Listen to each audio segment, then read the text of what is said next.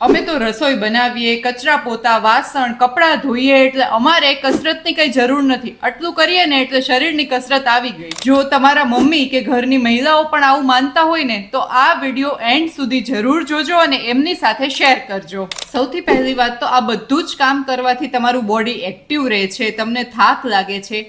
પરંતુ એક્ટિવ રહેવું અને થાક લાગવાનો મતલબ એ નથી કે તમારા શરીરને જોઈએ ને એ પૂરતી કસરત મળી રહી છે. અને એટલે જ મહિલાઓમાં મેક્સિમમ કમરના દુખાવા, ખભાના દુખાવા, ગોઠણના દુખાવા, ઓસ્ટિયોપોરોસિસના કેસીસ જોવા મળે છે. તો જો તમે મહિલા હોય ને તો તમારે નિયમિતપણે આ બે વસ્તુઓ તો કરવી જ જોઈએ. સૌથી પહેલું છે કાર્ડિયો. કાર્ડિયો એટલે એવી કોઈ પણ હાઈ ઇન્ટેન્સિટી વાળી એક્સરસાઇઝ જેમ કે જોગિંગ છે, સાયકલિંગ છે, સ્વિમિંગ છે અથવા તો ઝુમ્બા કે બ્રિસ્ક વોકિંગ.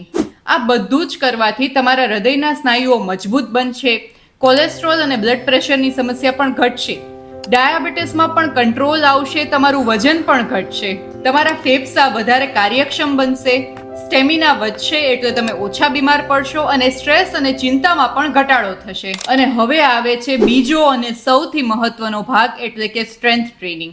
સ્ટ્રેન્થ ટ્રેનિંગ કરવાથી તમારા મસલ્સ છે ને એ સ્ટ્રોંગ બને છે અને મસલ્સ જેટલા સ્ટ્રોંગ હશે એટલા તમને ઓસ્ટિયોપોરોસિસના ચાન્સીસ ઘટશે, તમારા સાંધાના દુખાવાઓ ઓછા થશે, ઘસારા ઓછા થશે. એક રિસર્ચ એવું સૂચવે છે કે મહિલાઓમાં 40ની ઉંમર પછી એટલે કે મેનોપોઝ પછી દર વર્ષે 1% એટલે કે 1% મસલ માસ ઘટે છે. તો એ મસલ માસને મેન્ટેન કરવા માટે તમારાથી પોસિબલ હોય એટલા dumbbells, weight lifting, resistance band, squats, lunges કે મોડિફાઈડ પુશઅપ્સ થી તમે શરૂઆત કરી શકો.